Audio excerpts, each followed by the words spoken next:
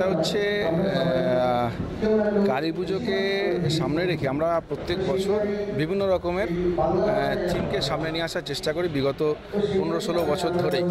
এবং আমাদের বিধানসভা এবং বিধানসভার বাইরেও বিধাননগর কমিশনারেটের মধ্যেও আমরা একটা আলাদা জায়গা করে নিয়েছি। এবারের আমাদের বিষয়টা হচ্ছে জয় কালী কলকাতা বালি। শুনতে একটু ফানি লাগলেও আমাদের শিল্পীর যেটা ভাবনা, সে বিষয়টা হচ্ছে আমরা মায়ের শক্তিকে সামনে রেখে, মায়ের যে আমরা মাকে একটা শক্তিরূপে তো ভাবনার মধ্যে রাখি, তো সেই জায়গাটা থেকে যে মায়ের শক্তিটাকে আমাদের মূলত তুলে ধরা আর কি।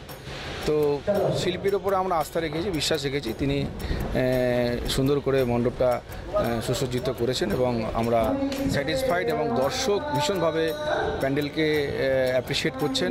তারা আসছেন একাধিকবার, একজন দুবার তিনবার করে আসছেন, তো আমরা প্লেসড। ক্লাবের অন্যতম উদ্যোক্তাদের মধ্যে তুমি অন্যতম এবং এই ওয়ার্ডের একজন পুরোহিত, একটু সোশ্যাল কিছু কাজকর্ম। আমি এই ক্লাবের সম্পাদক বিগত 6 বছর ধরে। আমি পৌর প্রতিনিধি হওয়ার আগেতেই আমি এই ক্লাবের সভ্য সমর্থক এবং সম্পাদক। আমার 18 বছর বয়স হওয়ার পর থেকে আমি এই ক্লাবের সদস্য। তো এটা আমি খুব প্রাউড ফিল করি, কারণ আমার জন্ম এখানে এবং এই ক্লাব ধীরে ধীরে আমাদের বিধানসভার মধ্যে একটা অন্য জায়গায় চলে এসছে। সাংস্কৃতিক দিক দিয়ে বলুন, সোশ্যাল বিষয়গুলোর মধ্যে দিয়ে বলুন, খেলাধুলার মধ্যে দিয়ে বলুন, যেটাই বলুন, একটা অন্য জায়গায় আমাদের ক্লাব এখন এই মুহূর্তে রয়েছে।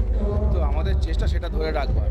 সারা বছর আমাদের কর্মযজ্ঞ চলে। আমরা কোভিডের সময় তো আমরা আমাদের সদর্থক ভূমিকা পালন করেছি।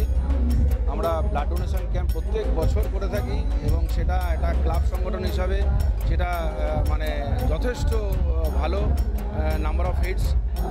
আর আমাদের এখানে ক্যারাটে প্রশিক্ষণ শিবির চলে, দাবা প্রশিক্ষণ শিবির চলে, যোগাসন প্রশিক্ষণ শিবির চলে, ব্যাডমিন্টন টুর্নামেন্ট হয় এখানে। বেঙ্গল বেসিক সব যারা র্যাঙ্কিং প্লেয়ার আছে তারা প্রত্যেকে এখানে পার্টিসিপেট করে। তো আমাদের ফুটবলের একটা কালচার আছে। তো সবটা মিলিয়ে আমরা আমাদের চেষ্টা করি আমাদের মানে সমাজের প্রতি যে একটা সামাজিক ছাপ যেটা বলা যায় আর কি, সেটা আমরা ধারাবাহিকভাবে করে চলার চেষ্টা করছি। যদি অনুমতি দেন আমি একটা কথা বলি। আপনি একবার জিজ্ঞেস করলেন যে সামাজিক আমরা কি দায়িত্ব পালন করি। আসলে আমাদের এটা 67 বছর মানে এই পঞ্চকালী উৎসবের। তো প্রত্যেক বছরেই কিন্তু আমাদের এই উৎসবটা, পঞ্চকালী উৎসবটা, পুজোটা শুরুই হয় যে সমাজের যারা একটু আর্থিকভাবে পিছিয়ে পড়া মানুষ তাদের বস্ত্রদানের মাধ্যমে। তো আমরা প্রত্যেক, যেটা আমাদের সাংস্কৃতিক অনুষ্ঠান হোক বা যে কোনো অনুষ্ঠান হোক, আমাদের এই সামাজিক কর্তব্যটা আমরা কিন্তু ভুলি না। 18 তারিখে যে উদ্বোধন হয়েছে, আমাদের প্রথম অনুষ্ঠান থাকে এই দরিদ্র মানুষদের বস্ত্র বিতরণ করা। এবং শুধু এটাই না, আমাদের সম্পাদক বলেছেন এবং ওর নেতৃত্বেই আমরা সারা বছর ধরে বিভিন্ন সামাজিক কর্তব্য পালন করি। এমন সময় যায় না যে দিনে হোক মাঝরাতে হোক, কারো রক্তের প্রয়োজন হোক, কারো অর্থের প্রয়োজন হোক, প্রতিবেশী সংঘ আমাদের সম্পাদক তার পাশে দাঁড়াননি। কারণ দুস্থ মানুষ, মুমূর্ষ রোগী, তাকে ভর্তি করা হোক বা ধরুন অর্থের অভাবে কোনো ছাত্রছাত্রী পড়াশোনা করতে পারছে না, তাদের পাশে দাঁড়ানো হোক, এই সামাজিক কর্তব্যগুলো আমরা পালন করে থাকি। এছাড়া ক্রীড়ার ব্যাপারটা তো উনি বলেছেনই, তার সঙ্গে এই উৎসব অনুষ্ঠানও আমাদের থেকে।